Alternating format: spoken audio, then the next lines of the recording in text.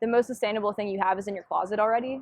So if there's anything you have in your closet that you can, um, you can rip it apart and redo it. You can add some ruffles. You can add some drawstrings. If you can do those things to your already owned pieces, it will give them more life. It'll keep them around longer because you already have them.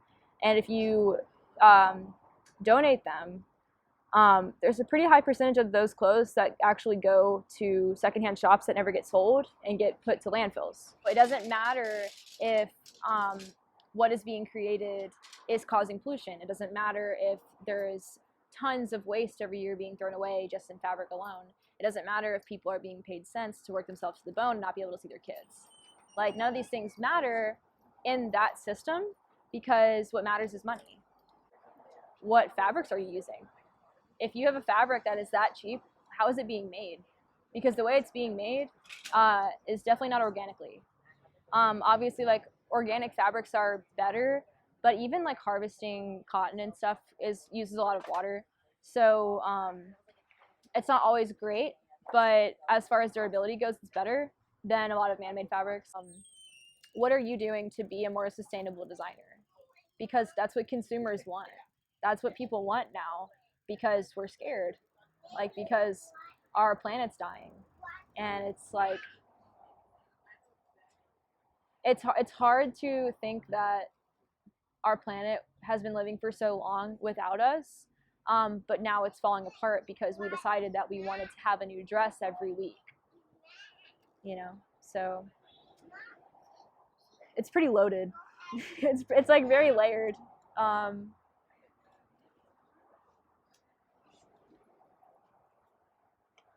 yeah. How much of me thrift shopping is okay? How much of me shopping at Forever 21 is okay?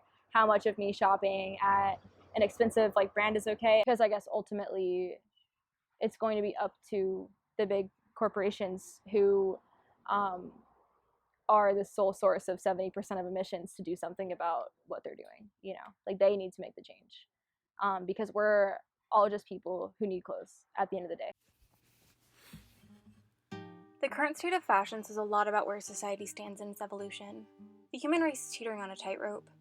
We've entered the post-industrial age, yet we are still creating the problems that came with the Industrial Revolution. Climate change and civil rights issues are clearly affecting billions of individuals, but the privileged still choose to ignore the truth. This is reflected abundantly in the fashion industry.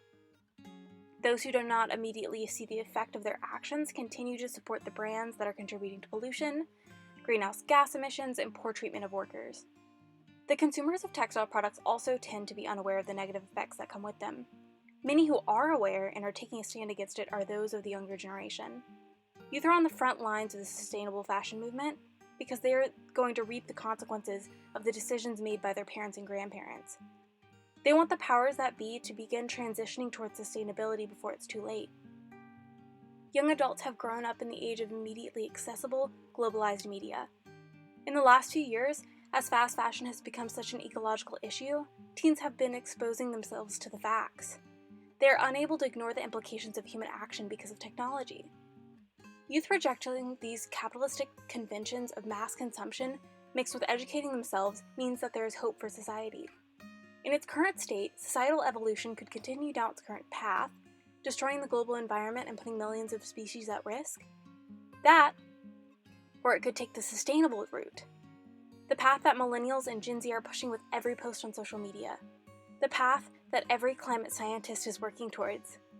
The continuation of sustainable social evolution depends on the rejection of institutions like the fast fashion industry. Otherwise, society will continue down its current path, suppressing the voices of less privileged people and species. Where does this start? With the choices of the individual consumer.